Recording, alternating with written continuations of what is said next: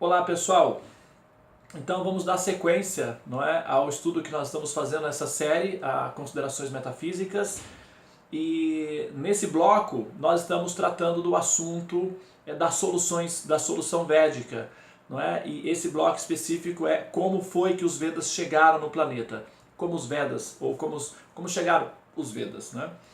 Bom, eu quero começar esse vídeo, no vídeo anterior, eu vou fazer uma afirmação agora, que pode parecer um pouco, não vou dizer chocante, porque atualmente já se fala muito sobre isso, então é praticamente uma linguagem que já está incorporada, não é?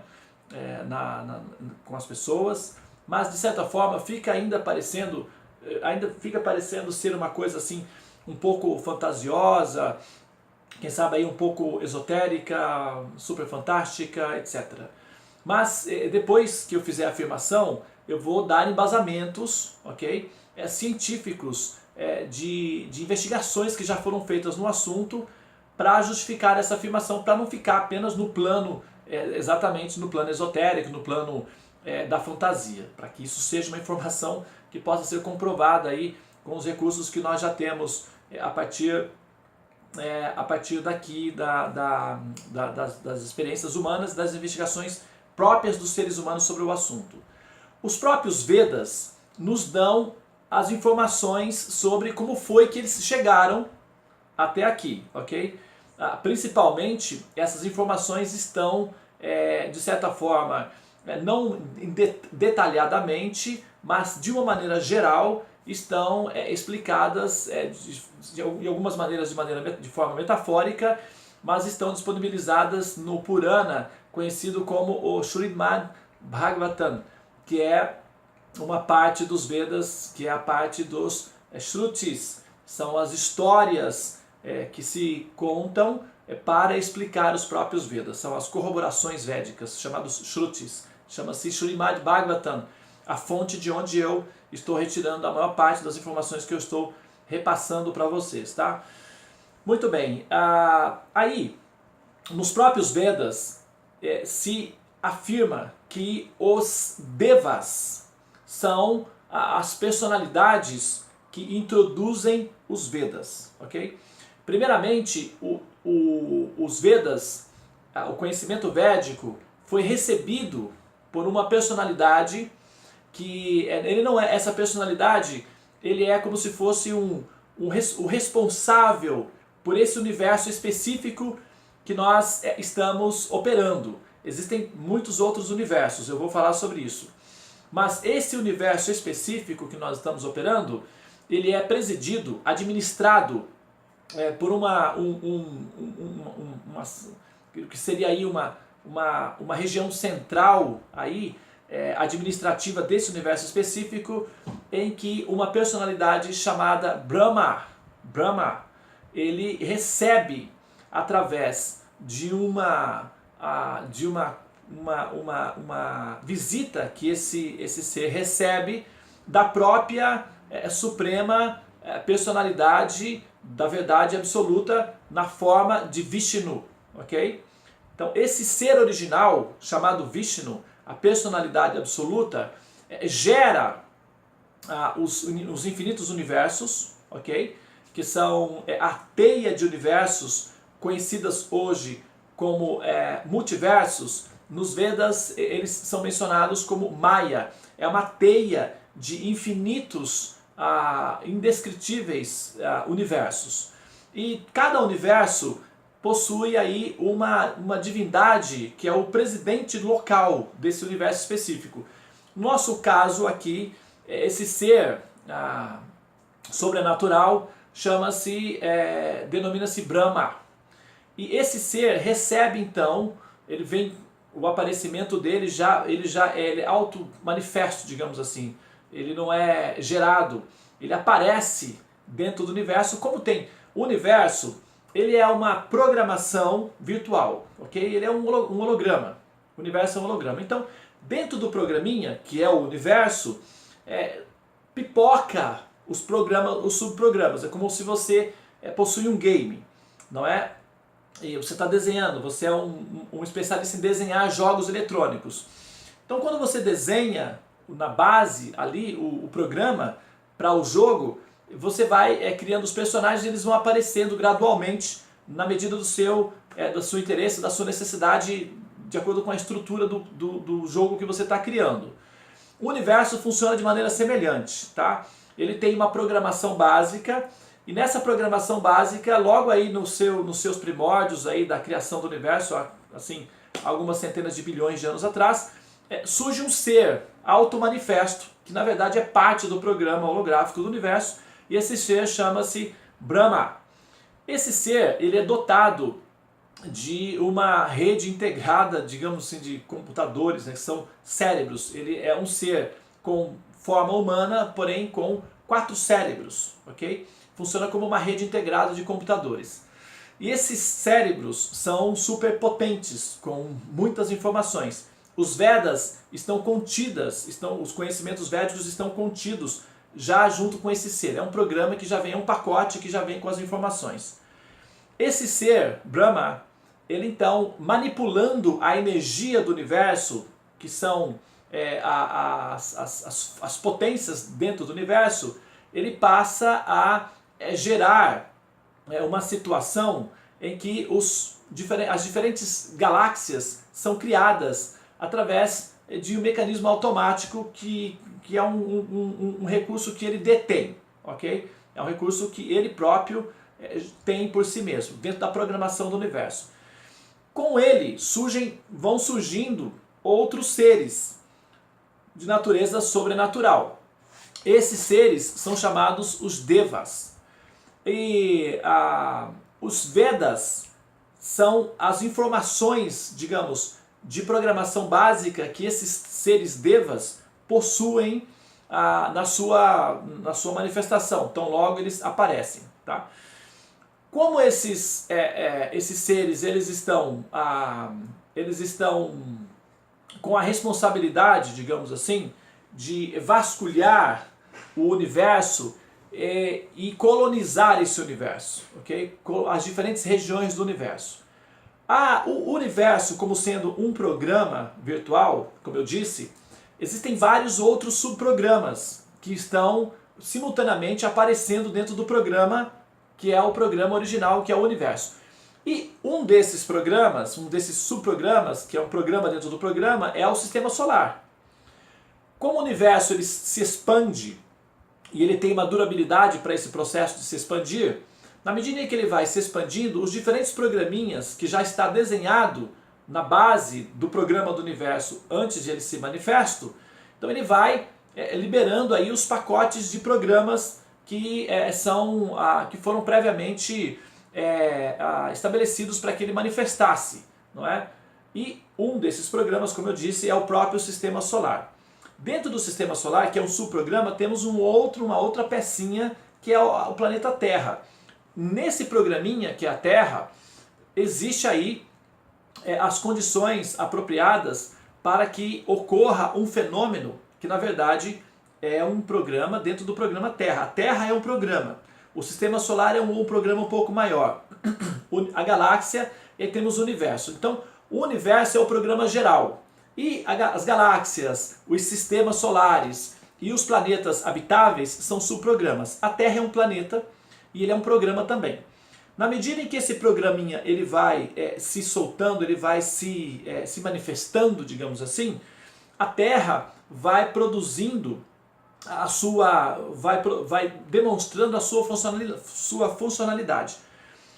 Uma dessas funcionalidades é justamente a de produzir condições adequadas para que possa haver a vida, ok? Isso tudo se dá de maneira lenta, gradual e biológica, mais ou menos como é descrito pelos cientistas. Eles apenas estão verificando algo que de fato o mecanismo de como foi que se deu. Agora, a funcionalidade desses corpos, digamos assim, dessas máquinas, que são os corpos projetados ou ou manifestos pelo programa que é a Terra, eles variam de potencialidade em termos do processador que cada corpo possui, né? Então os corpos são pequenas máquinas e o processador dessas máquinas são os cérebros.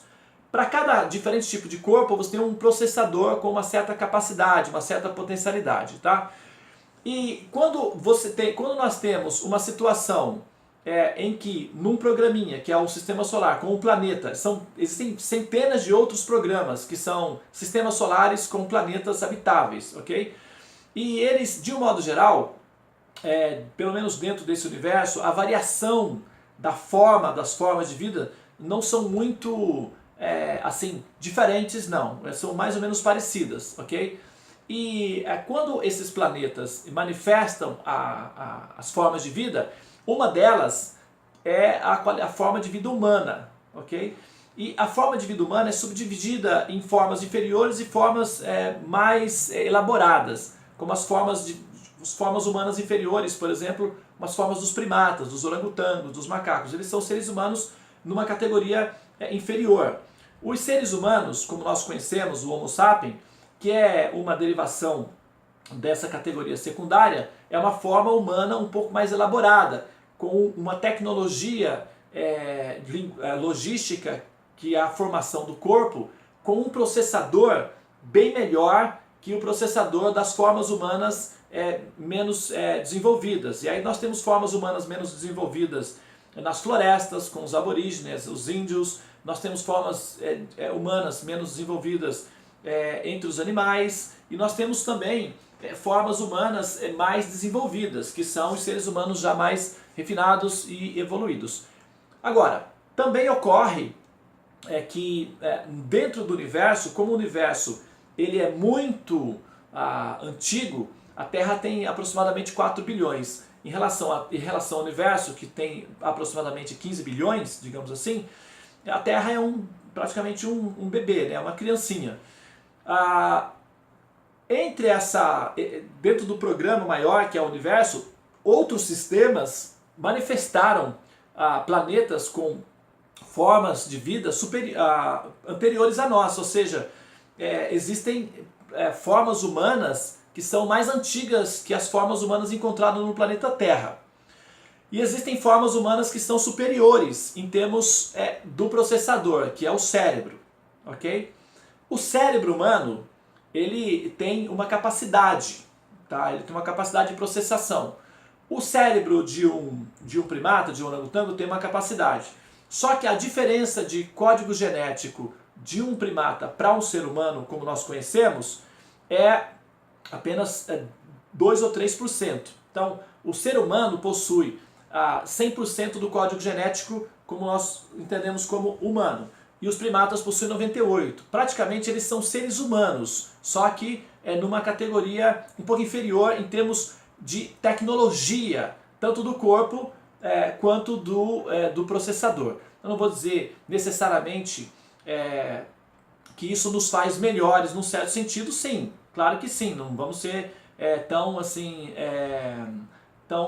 poéticos. Isso nos faz melhores, sim, tanto do ponto de vista moral, quanto também do ponto de vista estrutural, enquanto das facilidades que nós temos com o corpo, com o qual nós podemos produzir muitas coisas. Dentre elas, por exemplo, esse equipamento que você está usando agora, que pode ser um computador ou um celular. Com apenas 2% ou 3% a mais de código genético, nós fomos capazes, enquanto grupo humano, nós fomos capazes de criar um equipamento como esse, o celular, o computador, que se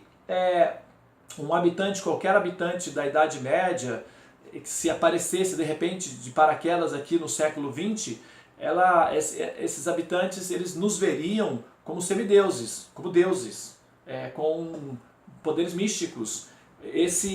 Essa capacidade que nós temos de interagir a 10 mil quilômetros de distância, eu estou a 10 mil quilômetros de distância de você nesse momento, eu estou aqui em Seul, na Coreia do Sul, possivelmente você está no Brasil, ou sei lá em qual parte do mundo que você esteja, a distância é grande, mas nós estamos interagindo como se eu estivesse dentro da sua casa, como se nós estivéssemos pessoalmente. E isso, para quem não compreende a lógica da física que está envolvido nesse tipo de tecnologia, pode afirmar que isso é uma magia, né? Que isso é um ato divino, de deuses, digamos assim. Da mesma forma, isso acontecia no passado, quando os habitantes locais, os seres humanos, tinham contato com outras civilizações vindas de fora, com um tipo de tecnologia que eles não entendiam. E claro que quando eles mencionavam essas tecnologias, esses seres, eles sempre mencionavam como sendo vindo das estrelas, como sendo deuses, etc. Ok? Bom, mas o que eu quero dizer com isso é que se com apenas 2% ou 3% de código genético a mais que o nosso cérebro possui em relação ao cérebro dos primatas, nós somos capazes de criar um produto fantástico, maravilhoso, que é um equipamento de celular. Agora, os macacos, eles não conseguem fazer muita coisa. Eles não conseguem fazer muita coisa com o equipamento que eles têm, que seja o corpo e o processador, o cérebro. E nós conseguimos. Agora, imagine uma classe, uma raça humana que tivesse um cérebro que tivesse 5% a mais de capacidade que o nosso. Por exemplo, se com 2% a mais que os primatas, 3%, nós somos capazes de criar um celular. E o que dizer da estação espacial e das viagens que se faz para outros planetas, satélites que são criados com 2, 3% a mais, o que uma raça humana que tivesse 5% a mais que os seres humanos seriam capazes de fazer, por exemplo. E o universo é muito grande, existem muitas formas de vidas aí fora, algumas delas são mais antigas que as nossas, que a forma conhecida aqui na Terra como ser humano, tá? Sempre existem seres inferiores a nós, seres superiores a nós. Existem raças que são mais desenvolvidas em termos da capacidade de processadores, que seriam os cérebros. E essas raças que se manifestam no universo, na medida em que o universo vai se desdobrando, digamos assim, florescendo, os conhecimentos védicos são distribuídos para essas diferentes colônias de população. Então, os conhecimentos védicos, eles não são sempre da mesma condição de modo geral, não. Claro que ele vai se adaptar ao grupo local, ok? Para as populações superiores às humanas, o conhecimento védico ele tem mais informação, evidentemente. Para a população humana, esses conhecimentos védicos são trazidos de fora, ok? Hoje nós poderíamos falar, na linguagem atual, poderíamos dizer que eles são alienígenas. Os Vedas são alienígenas. Eles, na verdade, eles não foram criados pelos seres humanos, tá? Eles foram trazidos de fora para o benefício dos seres humanos. Ok. Isso significa dizer que os Devas, esses seres superiores que entram no sistema solar, entram na Terra e fazem interferências culturais em termos do desenvolvimento do software, que é do processador humano, para que ele possa sobreviver enquanto raça e se refinar enquanto comunidade e evoluir e aprender,